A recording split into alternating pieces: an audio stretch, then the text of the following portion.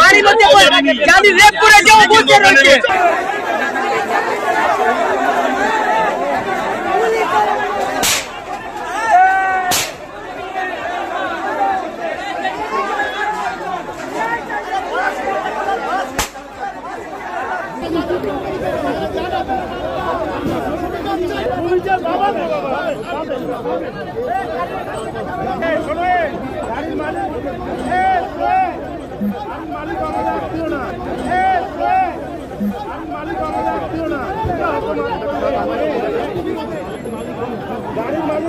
आठ नौ बছর বাচ্চা মেয়েকে রেপ করা হয়েছিল। কে করেছে?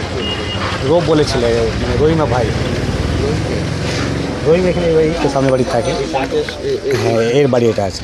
তার বাড়ি এমনি তার পরবর্তী সময় কি হয়েছিল? পঞ্চায়েত সদস্যের বাড়িতেও পঞ্চায়েত গিয়েছিল রিপোর্ট করতে, এই যে ধর্ষক তাকে বাঁচাতে। তারপরে কি ঝামেলা বেড়ে গেছে, তারপর আমি চলে গেছিলাম বাড়ি। পুলিশ এসেছিল?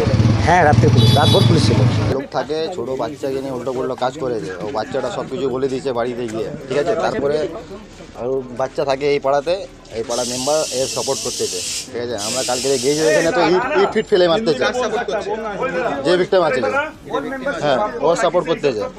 আমরা গিয়েছি ওইখানে আন্দোলন করতে, ওরা ছাদ দিয়ে ইট ফিট অনেক ফেলেছে, ছেলে পেলেকে অনেক ছোটকে। হাফিজ মেম্বার এই পাড়াতে থাকে, হাফিজ মেম্বার, ও পুরো সাপোর্ট করতেছে, টিএমসি পার্টি করতেছে, পুরো ফুল সাপোর্ট করতেছে, ঠিক আছে। তারপরে বাবু ভাইরা ছিল সবাই, তারপর পুলিশে যেতে, তারপর ঝামেলা ফামেলা হয়েছে, ওরা অনেক সাপোর্ট করতেছে। তারপর আমি এসেছিলাম, তাহলে আমার বড় দাদা থেকে ধাক্কামুক্কি ঝামেলা হচ্ছিল। আমিও গিয়েছি, বলেছি ওর বড় দাদা যে রেপ করেছে, ওর বড় দাদা হাসপাতালে নিয়ে আমাকে মেরেতে এসেছিল, আমার পুরো গঞ্জি ছিল পুরো ছেড়ে গেছে।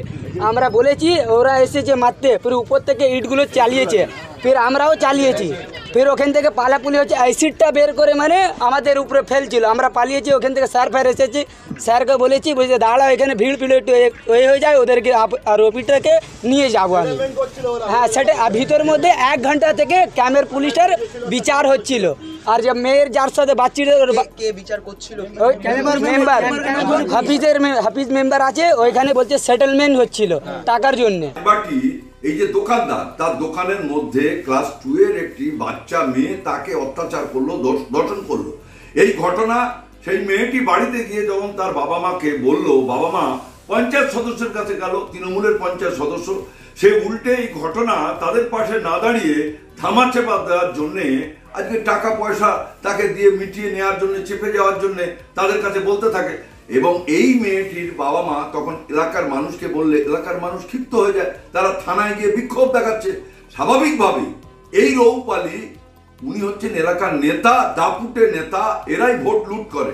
অর্থাৎ গোটা পশ্চিমবাংলা জুড়ে যা ঘটছে, এই রাজবাটি তার বাইরে নয়। সমস্ত তৃণমূল কংগ্রেসের নেতাদের প্রশ্রয়ে আশ্রয়ে এই ঘটনাগুলো সংগঠিত করছে এই লুম্পেন বাহিনী। কাল রাতে হয়েছিল কি, আমাদের গ্রামে একটা রৌপ বলে একটা লোক, উনি একটা বাচ্চা 9 বছরের বাচ্চার সঙ্গে কি অপরাধ করেছে সেটা জানি না।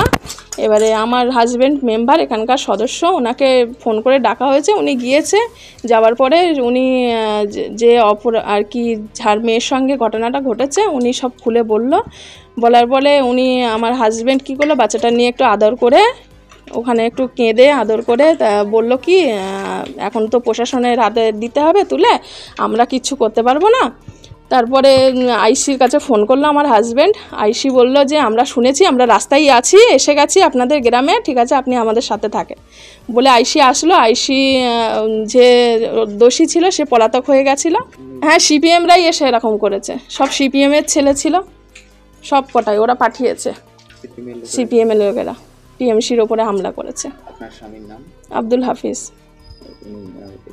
এখানকার পঞ্চায়েত সদস্য।